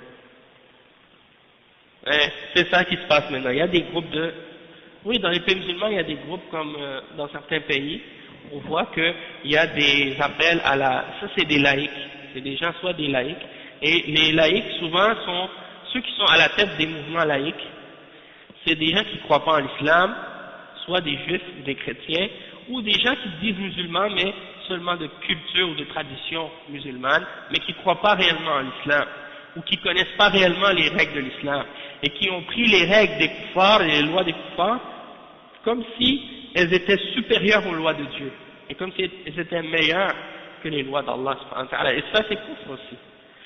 Donc ces gens-là, comme tu dis, dans les magazines de femmes, les trucs de mode et de beauté, des trucs comme ça, là, il y a toujours des gens qui écrivent des articles dans ces magazines-là, des gens qui connaissent rien de la religion, et qui ne sont pas capables de renier les vérités qui sont dans le Coran et dans la Sunna, mais qui utilisent d'autres arguments pour essayer de corrompre les gens en leur disant que par exemple il faut faire preuve de tolérance ou il faut accepter ça. Donc ils appellent les peuples musulmans à la corruption et au désordre moral. Et nous on n'a pas accepté ces choses-là. On n'a pas accepté ces choses-là, et même s'ils nous traitent d'homophobes ou d'homosexophobes ou d'homophiles, je sais pas quoi d'autre encore, on va pas accepter, on n'a pas le droit d'accepter ces choses-là. Et franchement, subhanallah, c'est pas que les musulmans qui acceptent pas ça. Toutes les personnes qui prétendent suivre une religion, hein, parmi les fausses religions, même eux ils sont contre ça. Même les chrétiens qui sont des mouchriquines et des kuffars, ils sont contre ces choses-là. Même les juifs qui sont un peuple égaré et mécréant, ils sont contre ça. Même les autres gens qui sont dans d'autres religions aussi, ils sont contre ces choses-là. Donc comme les Rastas, eux, ils sont encore plus extrémistes. Hein, c'est des kuffars et mouchriquines qui croient que Haïli Salassi c'est Dieu incarné, hein, que l'ancien roi d'Égypte était Dieu incarné, et qui fument de la drogue comme une adoration. Ils pensent que de fumer la marijuana c'est une adoration. Donc ces gens-là, c'est des gens qui font la musique là, le reggae et tout ça, comme Bob Marley, ces gens-là. Eux, ils les brûlent les homosexuels dans la rue. Non, ça c'est pas l'islam. Nous les musulmans, on n'a pas le droit de prendre des homosexuels dans la rue puis de les tuer. faut avoir des preuves, et non seulement faut avoir des preuves, c'est pas juste quand quelqu'un il agit comme une femme, ou il parle comme une femme, il est efféminé, que ça veut dire que là ça veut dire que tu vas le prendre, tu vas le tuer. Premièrement, les peines, c'est pas nous, les musulmans qui les appliquons, c'est les dirigeants et les responsables. C'est eux qui appliquent ces peines-là. Et c'est pas homosexuel, ça veut pas dire que c'est un homme nécessairement efféminé qu'il est automatiquement homosexuel. Ou qu'une femme qui est un peu avec des manières d'homme qui est lesbienne. Mais le prophète sallallahu alayhi wa sallam a maudit l'homme qui agit comme une femme et qui parle comme une femme et qui s'habille comme une femme, et il a maudit la femme qui habille et qui agit comme un homme. Mais ça ne veut pas dire que c'est un homosexuel. Hein? Donc, il ne faut pas mélanger les choses. Il faut mettre les choses à leur bonne place et comprendre chaque chose. Donc, nous, on ne va pas dans les extrêmes, mais en même temps, on clarifie les choses et on explique les choses comme il faut. Hein?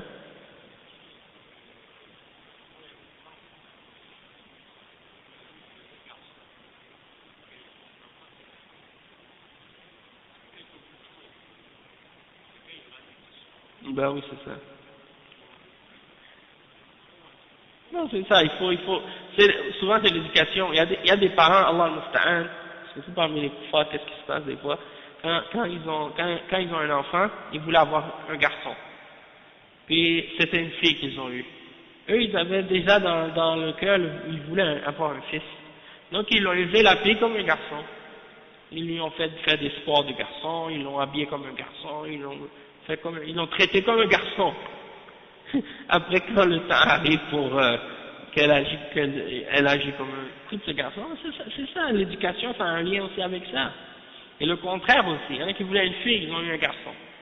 Ah, là, il lui donne des vêtements de fille, des couleurs de fille, des poupées, des trucs comme ça, il l'élève comme une fille.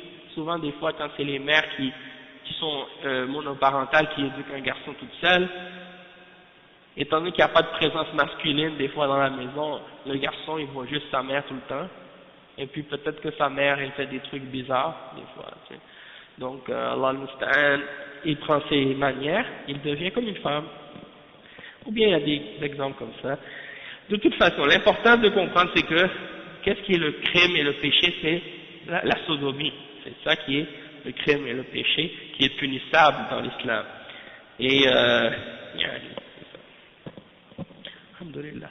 Bon, الثيب الزاني, donc on a expliqué la punition. وهذا متواتر, hein, contrairement à Tariq Ramadan, lui qui appelle à un moratoire, qui dit ce qu'il faut. Il dit, j'appelle à trois choses. Premièrement, que disent les textes. Deuxièmement, quelles sont les conditions pour appliquer ces textes. Et quatrièmement, il faut arrêter toutes les applications et faire un moratoire. Lui, il dit ça, là, cet abruti, qu'Allah le guide. Hein? Eh bien, il faut, non, c'est vrai, Allah al-Musta'an. La première chose, que disent les textes? Est-ce que c'est toi aujourd'hui, en 2009, que tu demandes aux ulama de l'islam, qui étudie l'islam depuis 1400 ans? Depuis 1400 ans, on a le Coran et la Sunna qui nous expliquent les lois d'Allah subhanahu wa ta'ala. Sans oublier que ces lois-là existaient déjà chez les juifs et les chrétiens dans leurs livres. Toi, aujourd'hui, maintenant, tu arrives, tu dis, il faut voir que disent les textes. Je pense que les ulama, ils n'ont jamais analysé qu'est-ce que les textes disent, jusqu'à ce que toi, tu arrives pour, soi-disant, relire les textes. Hein.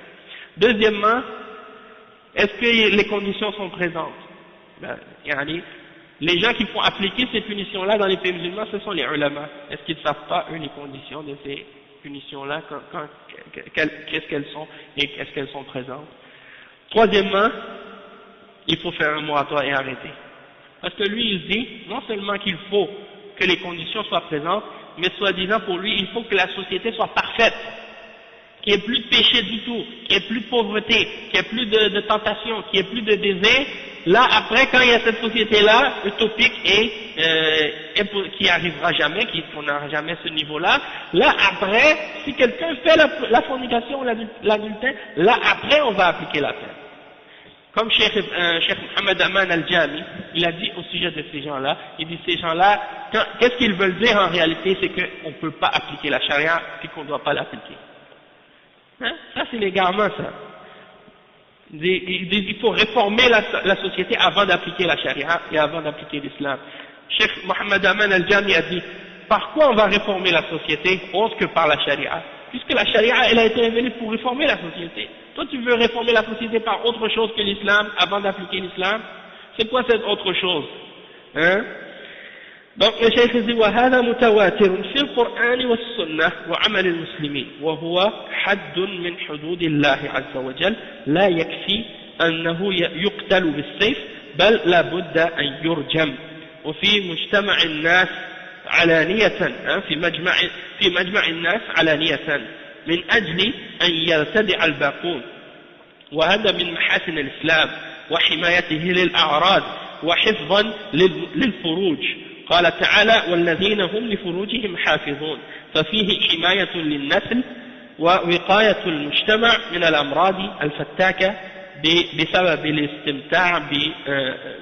بسبب الاستمتاع غير الحلال.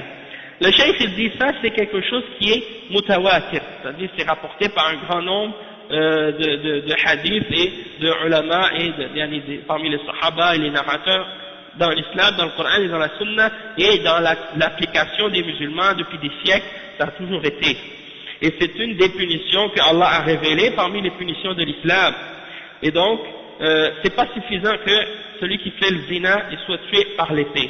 Il faut qu'il soit absolument lapidé. Et qu'il soit fait, que la lapidation soit appliquée devant un groupe de personnes, devant tout le monde, ouvertement. C'est pas quelque chose qui va se faire dans une petite pièce avec quelques personnes, non.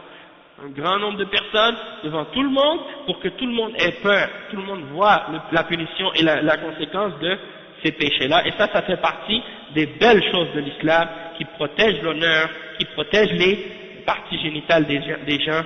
Et Allah subhanahu wa ta'ala dit dans le verset 5 dans Surat Al-Mu'minun, et ceux وَالَّذِينَ هُمْ لِفُرُوجِهِمْ حَافِظُونَ, et ceux qui préservent leurs parties génitales. Il y a là-dedans la préservation également et la protection de la progéniture et des liens de parenté. Et il y a la protection également de la société contre les maladies qui tuent, les maladies qui se transmettent, comme le sida et les autres maladies qui tuent également. Et ça c'est très grave. Donc, tout ça c'est grâce à Allah subhanahu wa ta'ala et les règles qu'il a révélées à ce sujet-là. وقد اشتهر أمر هذه الأمراض في العصر الحديث وظهرت إحصائيات عن مرض الإيدز الذي أصاب المجتمعات التي تشيع فيها فاحشة الزنا واللواط ويموت الملايين الآن من البشر بسبب هذه الجريمة الفظيعة ولهذا يقول جل وعلا ولا تقربوا الزنا إنه كان فاحشة وساء سبيلا. Le cheikh il dit, et puis à l'époque actuelle, dans l'époque moderne, il y a comment on dit, des statistiques qui sortent, qui montrent les nombres de personnes qui sont atteintes du sida dans les sociétés dans lesquelles il y a le zina et l'homosexualité qui sont propagées dans ces sociétés-là. Les gens meurent par millions à cause de cette maladie, à cause de ce crime.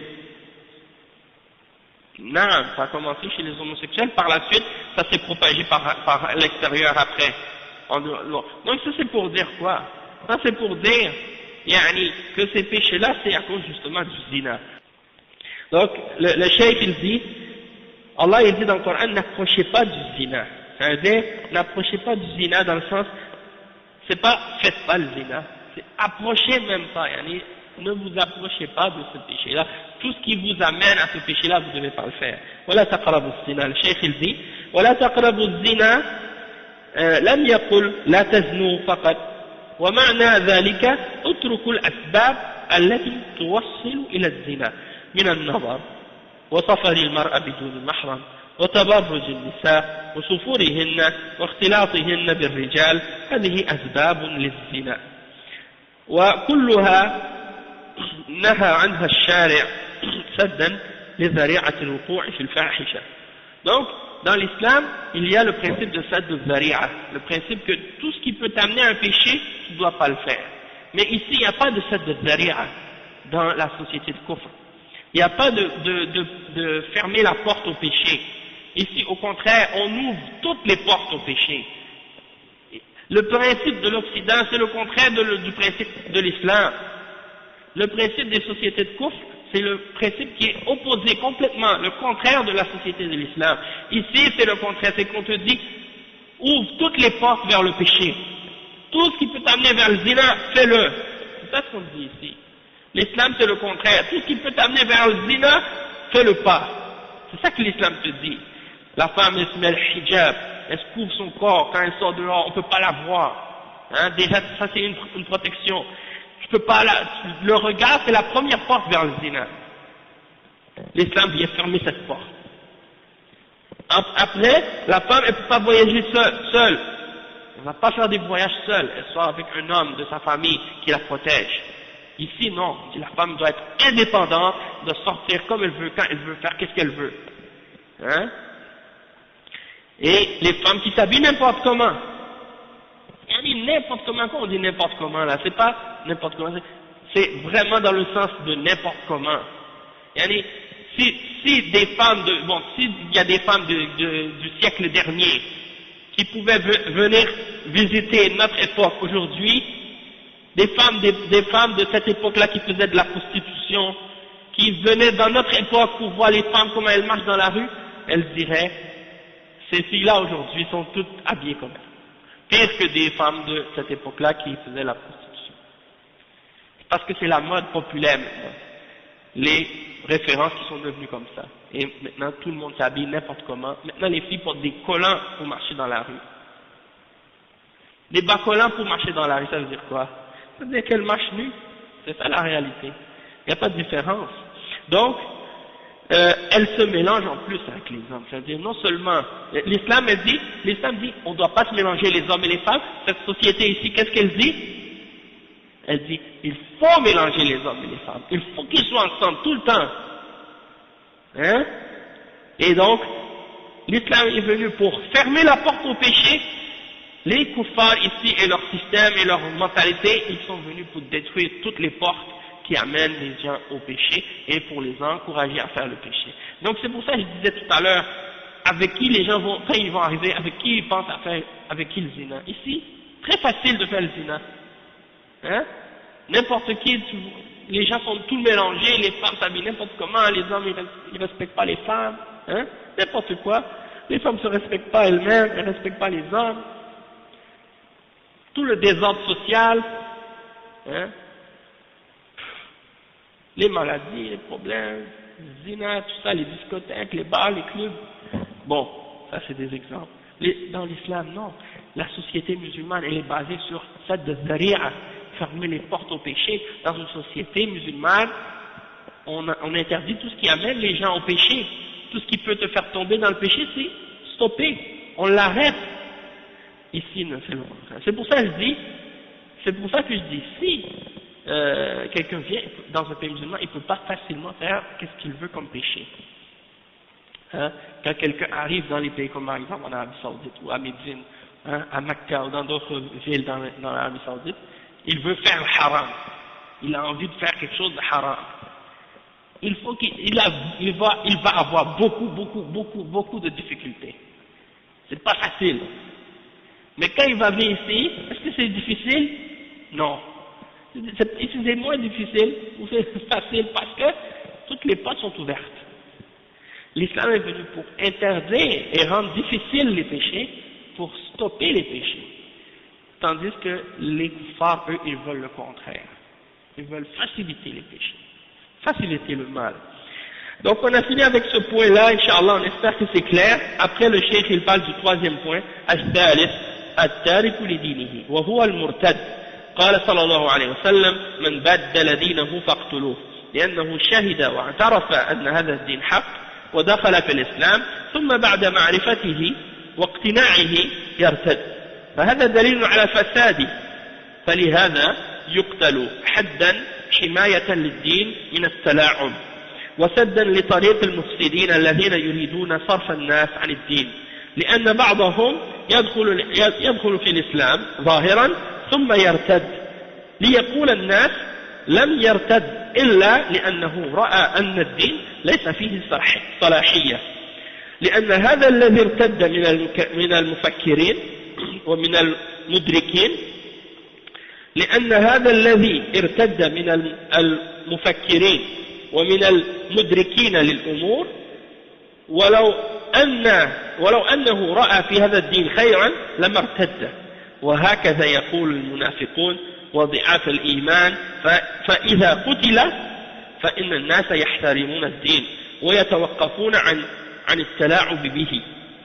Donc le cheikh il dit la personne qui par exemple la personne, le troisième cas des gens qui, des choses qui sont parmi les nécessités, des choses essentielles qui doivent être protégées de la religion, disons par la religion, c'est le fait que la personne qui abandonne l'islam, abandonne la foi, il doit être exécuté. Et le prophète sallallahu alayhi wa sallam a dit ça dans un hadith sahih, man baddala dinahu faqtuluh, celui qui abandonne sa religion, tuez-le. C'est-à-dire que l'apostat doit être exécuté. Il doit être exécuté lorsqu'on l'a attrapé en train de faire, de dire ou de pratiquer quelque chose qui est shirk ou kufr, hein, parmi les paroles ou les croyances ou les pratiques qui sont shirk ou kufr. Et il est amené devant le juge. Et on va le juger pour ça. Et il va avoir un délai pour se repentir et pour revenir à l'islam. Et s'il refuse malgré tout, par la suite, après qu'on lui ait présenté les explications et les preuves, de se repentir et de revenir à l'islam, il sera exécuté. Et donc le cheikh il dit, pourquoi? Parce que cette personne, elle a témoigné de l'islam. Elle a reconnu que l'islam est la vérité. Puis elle est rentrée dans l'islam. Puis après avoir connu l'islam et après en avoir été convaincue, elle l'apostasie, elle quitte la foi. Donc ça c'est la preuve de la corruption. Donc ça c'est la preuve de sa corruption, la preuve que cette personne-là elle est corrompue. Et donc on doit l'exécuter pour protéger la religion, pour pas que les gens commencent à jouer avec. Parce que l'apostasie c'est pas seulement que quelqu'un dise aujourd'hui qu'il est musulman, puis qu'il dit je quitte l'islam, je deviens chrétien, ou je deviens athée, ou je deviens juif, ou je deviens une autre religion. C'est pas seulement ça l'apostasie. L'apostasie ça peut être aussi quelqu'un qui pense qu'il est musulman, mais qui nie des choses de l'islam. Hein? Il dit par exemple, moi je ne crois pas en ci, moi je ne crois pas en ça, moi je ne suis pas d'accord avec ci, moi je ne suis pas d'accord avec ça, moi j'accepte ci, moi j'accepte pas ça. Et il joue avec la religion. Il prend ce qu'il aime, il laisse ce qu'il n'aime pas. Il prend ce qui est en accord avec ses passions, il laisse ce qui est contraire à ses désirs et ses passions. Il prend la religion pour un jeu. Celui-là aussi il a quitté la religion, même s'il n'a pas officiellement, ou même s'il pense qu'il est encore musulman, il a quand même quitté la religion puisqu'il nie des aspects de la religion. Ou bien quelqu'un par exemple qui se dit musulman, comme c'est le cas de beaucoup de musulmans dans le monde aujourd'hui, qui adorent des tombes, qui adorent des saints, qui vont prier à des morts, qui leur demandent de les exaucer, de leur donner des bénédictions, ou de leur donner de l'argent ou des biens, ou de les guérir d'une maladie. Ces gens-là se disent tous musulmans, ils disent la ilaha illallah, ils font la prière, ils font le jeûne, ils font le hajj, et ils font du shirk.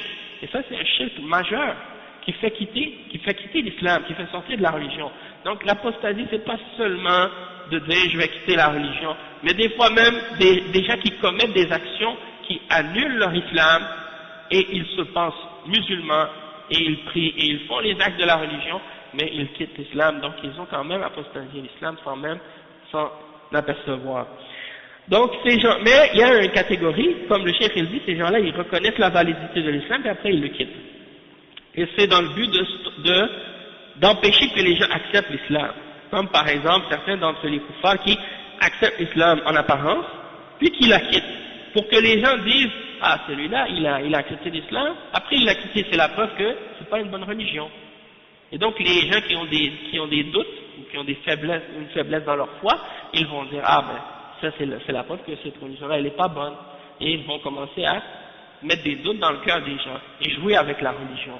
Donc pour empêcher ça, il y a dans l'islam une peine pour punir ces gens-là. Pour punir ces gens-là, pour empêcher justement qu'ils jouent avec la religion et pour qu'ils aient du respect pour la religion. Tandis qu'ici, dans les pays de Kufr, quelqu'un peut croire en ce qu'il veut, rejeter ce qu'il veut, adorer ce qu'il veut, prier à ce qu'il veut, ça n'a aucune importance. Ni pour la société, ni pour le gouvernement, ni pour les individus, ni pour personne. Pourquoi? Parce que la foi, la religion n'a plus d'importance pour personne ici. Et donc, c'est plus une question importante, c'est devenu une question, surtout avec la laïcité, c'est devenu quelque chose d'insignifiant parce que la religion n'a aucune influence, aucun impact réel dans la vie des individus. C'est quelque chose, que tu le fasses ou que tu le fasses pas, ça ne change rien à personne. Alors que dans l'islam, non, c'est le contraire, c'est la chose la plus importante dans la vie. C'est la base de la société. L'islam, parmi les lois les plus importantes dans l'islam, les premiers fondements, c'est la ilaha illallah, Muhammad Rasulullah, c'est la base même de la religion. C'est-à-dire de nier tout ce qui est adoré en dehors d'Allah, et d'interdire tout ce qui est adoré en dehors d'Allah, et de détruire toutes les idoles, les statues et les choses qui sont adorées en dehors d'Allah. Donc ça vient détruire toute l'idée que quelqu'un pourrait avoir la liberté de croire ou d'adorer ce qu'il veut. C'est pas vrai. Hein? Ça c'est pour montrer en fait que l'islam n'est pas venu pour donner aux gens la liberté d'adorer ce qu'ils veulent. Mais ici, les gens ont le droit d'adorer ce qu'ils veulent et de faire ce qu'ils veulent.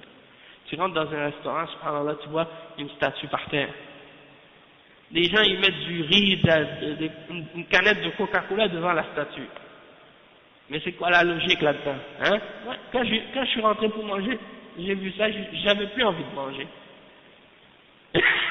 Ils donnent du Coca-Cola. Alors Dieu, a'udhu billah.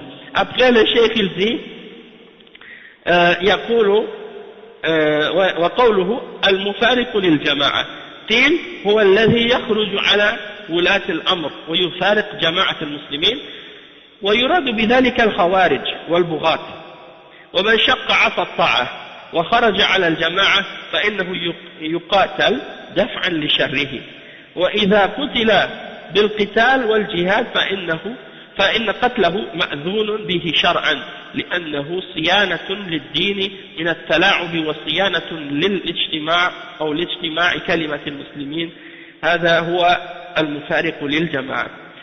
Le cheikh il dit المفارق للجماعة, c'est-à-dire celui qui veut diviser le corps des musulmans, celui qui veut diviser les musulmans, c'est-à-dire que dans un pays musulman, lorsqu'il y a un État, lorsqu'il y a un chef d'État, un responsable, un dirigeant, un roi, un président, un khalifa, peu importe, hein, c'est pas permis de venir puis de s'opposer à lui puis d'essayer de l'enlever ou de prendre sa place. C'est lui qui est au pouvoir, c'est lui qui reste au pouvoir, toi tu écoutes et tu obéis dans le bien. D'accord? Et celui qui vient pour diviser les musulmans et d'essayer de prendre la place de ce dirigeant-là, comme les khawarij ou bien les bourrat, hein, les gens qui veulent prendre le pouvoir d'une façon par la force et tout, eh bien ceux-là ils ont désobéi au prophète Mohammed sallallahu alayhi wa sallam et donc ils doivent être combattus, ces gens-là. Ils doivent être combattus pour repousser leur mal et si le dirigeant musulman décide de les combattre, ces groupes-là, eh bien ce sera un djihad dans ce cas-là dans lequel il sera permis de les tuer légalement pour protéger la religion et pour protéger l'unité des musulmans contre ceux qui veulent diviser la jama'a. فدل ذلك على أن المسلم يلزم جماعة المسلمين وإمامهم ولا يفارقهم فإن فارقهم استحق القتل حماية للأمن ولجماعة المسلمين وحماية للكلمة من التلاعب والفساد الذي يسمونه حرية الرأي وقد كفل الإسلام حرية الرأي بالحق قد كفل الإسلام حرية الرأي بالحق بأن يعمل المسلم على إظهار الحق ولا يخاف في الله لومة لائم أما حرية الرأي بنصر الباطل وترك الدين والطعن فيه وسب أهل الخير فهذه حرية باطلة مفارقة للجماعة. Donc le cheikh explique maintenant, il dit que donc ça indique quoi? Ça indique que le musulman il doit rester avec le chef de l'État dans un pays musulman et rester avec les musulmans en général et ne pas se séparer des musulmans ou d'essayer de les diviser. Et s'il essaie de faire ça, alors il sera tué. Pour protéger la sécurité et pour protéger l'unité des musulmans.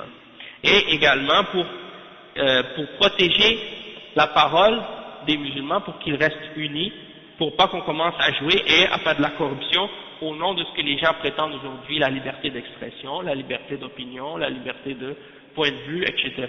Donc maintenant ça c'est devenu le cheval que les laïcs utilisent pour essayer de diviser les gens parmi les musulmans dans les sociétés musulmanes au nom de la liberté d'expression et de liberté d'opinion.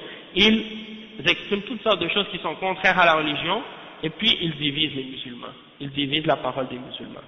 Donc le cheikh il dit que dans l'islam il y a la liberté la liberté d'opinion, mais seulement pour la vérité. C'est-à-dire que tu es libre d'exprimer seulement la vérité. Mais le faux, tu n'as pas de liberté de l'exprimer. Tandis que chez les koufars, liberté d'expression, ça ne prend pas en considération est-ce que c'est vrai ou faux, est-ce que c'est al-haq ou al-batil, est-ce que c'est le kufr ou l'iman, c'est pas important pour eux. Pour eux, que tu dises le kufr, que tu dises le shirk, que tu dises des mensonges, des choses fausses, tu as le droit, la liberté d'expression. Dans l'islam, non. La liberté d'expression dans l'islam, c'est seulement pour dire la vérité, pour appeler au tawhid, pour appeler à la sunna, pour appeler à la vérité, à la loi d'Allah subhanahu wa ta'ala, à qu'est-ce qui est bien, à qu'est-ce qui est bon, oui. Mais pour appeler au kufr, pour appeler au shirk, pour appeler à la bid'a, pour appeler au péché, pour appeler à la corruption, pour appeler au désordre, pour appeler au mal, non. Il n'y a pas de liberté pour ces choses-là dans l'islam. Hein? Tu es libre de faire ce qu'Allah ordonne et ce qu'Allah a permis, et d'appeler au bien, mais commencer à appeler à tout ce qui est contraire à l'islam, il n'y a pas de liberté dans l'islam pour ça, et c'est ça le malheur de ces gens-là. Eux, les koufars, ils veulent la liberté de kufr, la liberté d'opinion, de kufr, d'abandonner la religion, d'attaquer la religion, de critiquer, d'insulter les gens qui appellent au bien. C'est ça qu'ils veulent comme liberté, eux. Et ça, bien entendu, c'est une fausse liberté. Et c'est une division pour les musulmans. Et l'islam ne permet pas ces genres de liberté-là. Donc ça, c'est très important de le comprendre. Et c'est très important de se le rappeler. Et lorsque quelqu'un prétend, par exemple, que dans l'islam, il y a la liberté d'opinion, comme chez les koufars, comme il y en a certains islamistes maintenant, qui prétendent ça, qui appellent à dire comme par exemple, oui, n'importe qui a le droit de dire ce qu'il veut, dans l'islam il y a la liberté d'opinion, montre-moi ça dans le Coran et dans la Sunna, où Allah a permis le faux, où Allah a permis le shirk, où Allah a permis le kufr, où Allah a permis le mensonge, où Allah a permis le péché et de dire le péché. C'est écrit nulle part. Au contraire, dans le Coran, Allah nous ordonne d'interdire ces choses-là et d'ordonner le bien. Alors, ces gens-là, ces islamistes, qui veulent justement rentrer dans le même jeu que les koufars et jouer avec eux et parler avec leurs mots et s'exprimer dans leurs termes pour égarer les musulmans et les koufars, ces gens-là doivent être réfutés et on doit clarifier pour les autres leurs mensonges, leurs contradictions et leurs égarements parce que ce qu'ils font, en fait, c'est très dangereux pour l'islam et pour les musulmans. On va s'arrêter ici, Inch'Allah. سبحانك اللهم وبحمدك أشهد أن لا إله إلا أنت أستغفرك وأتوب إليه سبحانك اللهم وبحمدك أشهد أن لا إله إلا أنت أستغفرك وأتوب إليه